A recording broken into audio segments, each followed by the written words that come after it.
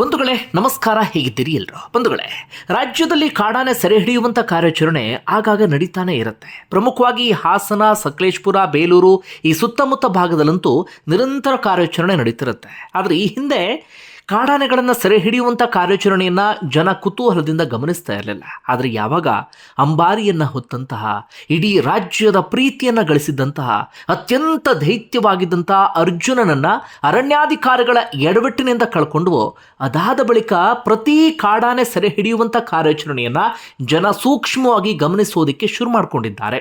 ಅರಣ್ಯಾಧಿಕಾರಿಗಳು ಮತ್ತೆಲ್ಲಿ ಎಡವಟ್ಟು ಮಾಡಿಬಿಡ್ತಾರೋ, ಮತ್ಯಾವ ಪ್ರಾಣಿಯನ್ನ ಬಲಿ ಪಡೆದು ಬಿಡ್ತಾರೋ ಎನ್ನುವ ರೀತಿಯಲ್ಲಿ ಜನ ನೋಡೋದಕ್ಕೆ ಶುರು ಮಾಡ್ಕೊಂಡಿದ್ದಾರೆ. ಬಂಧುಗಳು, ಈ ಹಿಂದೆ ಅರ್ಜುನ ಆನೆ ಪ್ರಾಣ ಕಳ್ಕೊಳ್ತಾ ಇದ್ದ ಹಾಗೆ ಕಾಡಾನೆ ಕಾರ್ಯಾಚರಣೆಯನ್ನ ಅಲ್ಲಿಗೆ ನಿಲ್ಲಿಸಲಾಗಿತ್ತು. ಆದರೆ ಅದಾದ ಬಳಿಕ ಈ ಹಾಸನ ಸುತ್ತಮುತ್ತ ಈ ಪುಂಡಾನೆಗಳ ಹಾವಳಿ ಜಾಸ್ತಿ ಆಗ್ತಿದೆ ಅಂತ ಜನ ಆರೋಪವನ್ನು ಮಾಡೋದಕ್ಕೆ ಶುರು ಮಾಡಿಕೊಂಡ್ರು.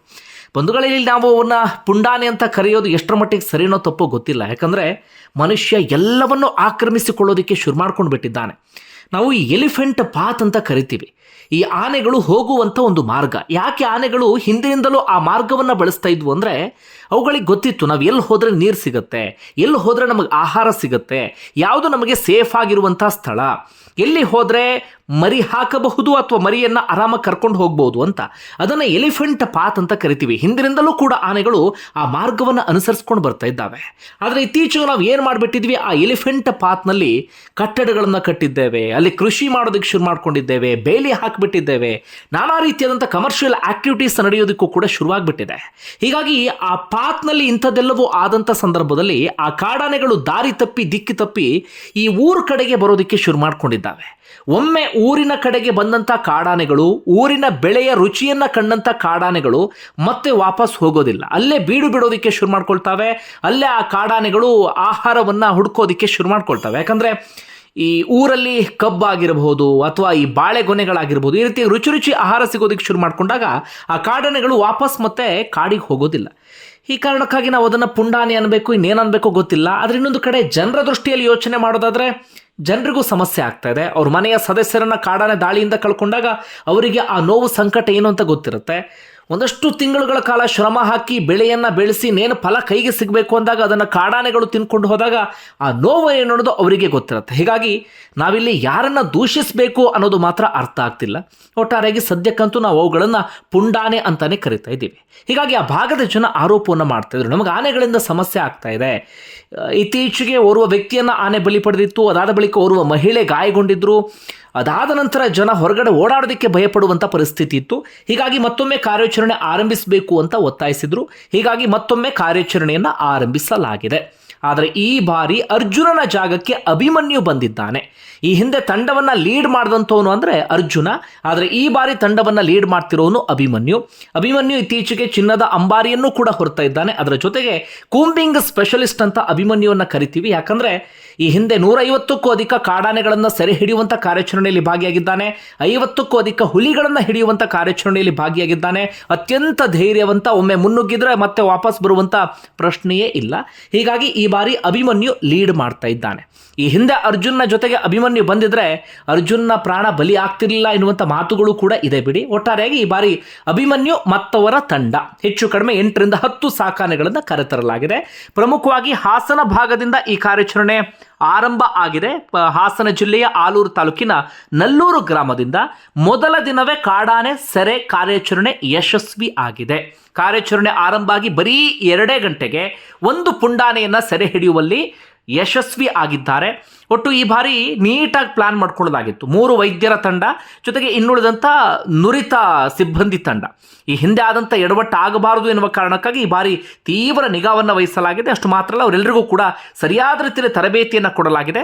ಹೀಗಾಗಿ ಆ ತಂಡದ ಜೊತೆಗೆ ಸರಿಯಾದ ತಯಾರಿಯನ್ನು ಮಾಡಿಕೊಂಡು ಬಂದಂಥ ಕಾರಣಕ್ಕಾಗಿ ಬರೀ 2 ಗಂಟೆಯಲ್ಲಿ ಕಾರ್ಯಾಚರಣೆ ಯಶಸ್ವಿಯಾಗಿದೆ. ನಲ್ಲೂರು ಗ್ರಾಮದ ಸಾರಾ ಎಸ್ಟೇಟ್ನಲ್ಲಿ ಇರುವಂಥ ಒಂಟಿ ಸಲಗವನ್ನು ಹಿಡಿಯಲಾಗಿದೆ.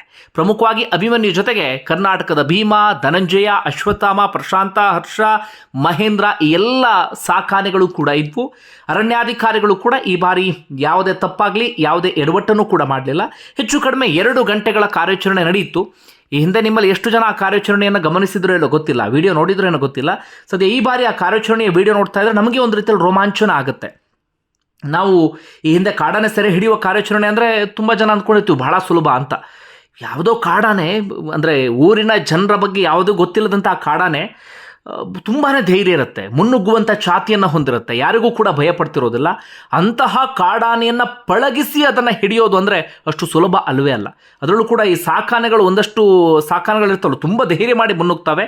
ಇವತ್ತು ಕೂಡ ಆ ಕಾರ್ಯಾಚರಣೆ ಹಾಗೆ ನಡೀತು. ಸಾಕಾನೆಗಳೆಲ್ಲವೂ ಕೂಡ ಈ ಅಭಿಮನ್ಯು ನೇತೃತ್ವದಲ್ಲಿ ಕಂಪ್ಲೀಟಾಗಿ ಆ ಕಾಡಾನೆಯನ್ನು ಸುತ್ತುವರಿದು ಬಿಟ್ವು.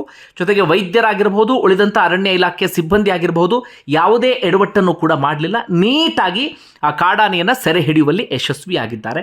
ಒಟ್ಟು 3 ಕಾಡಾನೆಗಳನ್ನು ಮೊದಲು ಹಿಡಿದು ರೇಡಿಯೋ ಕಾಲರನ್ನು ಅಳವಡಿಸಿ ಅವುಗಳನ್ನು ಬೇರೆ ಕಡೆಗೆ ಸ್ಥಳಾಂತರ ಮಾಡಲಾಗುತ್ತೆ. ಅದಾದ ಬಳಿಕ ಹೆಚ್ಚು ಕಡಿಮೆ ಇನ್ನೂ 7 ಕಾಡಾನೆಗಳನ್ನು ಸೆರೆ ಹಿಡಿಯುವಂಥ ಪ್ಲಾನನ್ನು ಮಾಡಿಕೊಳ್ಳಲಾಗಿದೆ. ಒಟ್ಟಾರೆಯಾಗಿ ಈ ಬಾರಿ ಯಾವುದೇ ಎಡವಟ್ಟಿಗೂ ಕೂಡ ಅವಕಾಶವನ್ನು ಮಾಡಿಕೊಟ್ಟಿಲ್ಲ. ಸ್ವಲ್ಪವೂ ನಿರ್ಲಕ್ಷ್ಯ, ಬೇಜವಾಬ್ದಾರಿತನವನ್ನು ತೋರಿಲ್ಲ.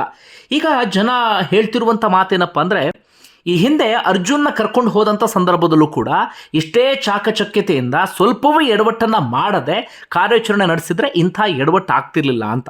ನಾವೆಲ್ಲರೂ ಕೂಡ ಅರ್ಜುನನ್ನು ಕೊಂದಂಥ ಕಾಡಾನೆಯನ್ನು ದೂಷಿಸ್ತಾ ಇದ್ದೀವಿ. ನನ್ನ ಪ್ರಕಾರ ಆ ಕಾಡಾನೆಯನ್ನು ದೂಷಿಸೋದೇ ತಪ್ಪು ಅಂತ ಕಾಣುತ್ತೆ. ಯಾಕಂದರೆ ಕಾಡಾನೆಯ ನೇಚರೇ ಹಾಗೆ. ತನ್ನ ಎದುರುಗಡೆ ಯಾವುದಾದ್ರೂ ಪ್ರಾಣಿ ಬಂದಂಥ ಸಂದರ್ಭದಲ್ಲಿ ಆ ಕಾಡಾನೆ ಅಟ್ಯಾಕ್ ಮಾಡುತ್ತೆ, ಕೊಂಬಿನಿಂದ ತಿವಿಯುತ್ತೆ. ಯಾಕಂದರೆ ತನ್ನ ಪ್ರಾಣವನ್ನು ರಕ್ಷಣೆ ಮಾಡ್ಕೊಳ್ಬೇಕು ಅನ್ನೋದು ಅದರ ಕನ್ಸನ್ನಾಗಿರುತ್ತೆ. ಆದರೆ ಇಲ್ಲಿ ಎಡವಟ್ಟಾಗಿದ್ದೇನಪ್ಪ ಅಂದರೆ, ಅರ್ಜುನ್ನ ಕಾಲಿಗೆ ಗುಂಡೇಟನ್ನು ಹೊಡೆಯಲಾಯಿತು. ಅದಾದ ಬಳಿಕ ಅರವಳಿಕೆಯ ಆ ಚುಚ್ಚುಮದ್ದನ್ನು ಕೂಡ ಚುಚ್ಚಲಾಯಿತು. ಪಾಪ ಅದು ಎಷ್ಟು ಒದ್ದಾಡ್ತೋ ಗೊತ್ತಿಲ್ಲ. ಅರ್ಜುನ ಆನೆ ಕಾಲು ಕುಣ್ತಾ ಹೋಗಿ ಆ ಕಾಡಾನೆ ಮುಂದೆ ಕುತ್ಕೊಳ್ಳುವಂಥ ಪರಿಸ್ಥಿತಿ ಎದುರಾಯಿತು. ಆ ಕಾಡಾನೆ ಕೊಂಬಿನಲ್ಲಿ ತಿವಿದು ಬಿಡ್ತು. ಅಪ್ಪಿತಪ್ಪಿ ಅರ್ಜುನ ಅವತ್ತೇನಾದರೂ ಆ ಕಾಡಾನೆಗೆ ಎದುರಾಗಿರಲಿಲ್ಲ ಅಂತ ಆಗಿದ್ರೆ ಅವತ್ತಿನೇನು ಎಡವಟ್ಟಾಗ್ತಿತ್ತೋ ಗೊತ್ತಿಲ್ಲ. ಅದು ಎಷ್ಟು ಸಿಬ್ಬಂದಿ ಪ್ರಾಣ ಕಳ್ಕೊಳ್ತಿದ್ರು ಗೊತ್ತಿಲ್ಲ. ಮಾವುತರು ಕೂಡ ಅದೇ ಮಾತನ್ನು ಹೇಳ್ತಾ ಇದ್ರು, ನಮ್ಮ ಪ್ರಾಣ ಉಳಿಸಿದ್ದೇ ಅರ್ಜುನ, ಅಪ್ಪಿತಪ್ಪಿ ಅರ್ಜುನ ಆ ಕಾಡಾನೆ ಎದುರುಗಡೆ ನಿಂತ್ಕೊಂಡಿಲ್ಲ ಅಂತ ಆಗಿದ್ರೆ ನಾವ್ಯಾರೂ ಕೂಡ ಉಳಿತಿರ್ಲಿಲ್ಲ ಅಂತ. ನೋಡಿ, ಅವತ್ತು ಅರ್ಜುನ ಅಷ್ಟೊಂದು ಧೈರ್ಯ ಮಾಡಿ ನಿಂತಂಥ ಕಾರಣಕ್ಕಾಗಿ ಅವತ್ತು ಆತ ಬಲಿಯಾದ. ಆದರೆ ಉಳಿದಂಥ ಸಿಬ್ಬಂದಿ ಪ್ರಾಣವನ್ನು ಆತ ರಕ್ಷಣೆ ಮಾಡ್ದ. ಆದರೆ ಅವತ್ತು ಸಿಬ್ಬಂದಿ, ವೈದ್ಯಾಧಿಕಾರಿಗಳು, ಅರಣ್ಯಾಧಿಕಾರಿಗಳು ಅವರೆಲ್ಲರ ಎಡವಟ್ಟಿನಿಂದಾಗಿ ನಾವು ಅಂಥ ದೈತ್ಯ ಪ್ರಾಣಿಯನ್ನು ಕಳ್ಕೊಳ್ಳುವಂಥ ಪರಿಸ್ಥಿತಿ ಎದುರಾಯಿತು. ಈ ಕ್ಷಣಕ್ಕೂ ಕೂಡ ಅದು ಅತ್ಯಂತ ಬೇಸರದ ಸಂಗತಿ. ಆದರೆ ಅರ್ಜುನ ಸಾವಿಗೆ ನ್ಯಾಯ ಒದಗಿಸೋಕೆ ಎಷ್ಟರ ಮಟ್ಟಿಗೆ ಸಾಧ್ಯ ಆಗುತ್ತೋ ಗೊತ್ತಿಲ್ಲ. ಈಗಾಗಲೇ ತನಿಖೆ ನಡೀತಿದೆ. ತನಿಖೆಯ ಪ್ರಗತಿಯನ್ನು ಗಮನಿಸಿದಂಥ ಸಂದರ್ಭದಲ್ಲಿ ನಿಜವಾಗ್ಲೂ ತಪ್ಪಿತಸ್ಥ ಅಧಿಕಾರಿಗಳಿಗೆ ಶಿಕ್ಷೆ ಆಗುತ್ತಾ ಎನ್ನುವಂಥ ಪ್ರಶ್ನೆ ಈ ಸಂದರ್ಭದಲ್ಲಿ ಇದ್ದೇ ಇದೆ. ಬಂಧುಗಳೇ, ಒಟ್ಟಾರೆಯಾಗಿ ಈ ರೀತಿಯಾಗಿ ಕಾರ್ಯಾಚರಣೆ ನಡೀತಾ ಇದೆ. ಈಗ ಎಲ್ಲರ ಒತ್ತಾಯ ಇರೋದು ಅರ್ಜುನ್ನ ಕೊಂದಂಥ ಕಾಡಾನೆಯನ್ನು ಸೆರೆ ಹಿಡಿಬೇಕು, ಅದನ್ನು ಪಳಗಿಸಬೇಕು ಅಂತ ಹೇಳಿ. ನೋಡೋಣ, ಮುಂದಿನ ದಿನಗಳಲ್ಲಿ ಆ ಕಾರ್ಯಾಚರಣೆಯನ್ನು ಕೂಡ ನಡೆಸ್ತಾರೆ ಅಂತ ಕಾಣುತ್ತೆ. ಮಾವುತರು ಕೂಡ ಈಗಾಗಲೇ ಶಪಥ ಮಾಡಿದ್ರು, ಆ ಕಾಡಾನೆಯನ್ನು ನಾವು ಸೆರೆ ಹಿಡಿತೀವಿ ಎನ್ನುವ ರೀತಿಯಲ್ಲಿ. ಈ ಆರಂಭದಲ್ಲಿ ಹಾಸನದ ಈ ಭಾಗದಲ್ಲಿ ಕಾರ್ಯಾಚರಣೆ ನಡೀತಾ ಇದೆ. ಅದಾದ ಬಳಿಕ ಆ ಕಾಡಾನೆ ಸೆರೆ ಹಿಡಿಯುವಂಥ ಕಾರ್ಯಾಚರಣೆಯನ್ನು ಕೂಡ ಆರಂಭಿಸಲಾಗುತ್ತೆ. ಒಟ್ಟಾರೆಯಾಗಿ ಸೆರೆ ಹಿಡಿಯುವಂಥ ಕಾರ್ಯಾಚರಣೆಯನ್ನು ವಿಡಿಯೋವನ್ನು ಗಮನಿಸಿ. ಧನ್ಯವಾದ.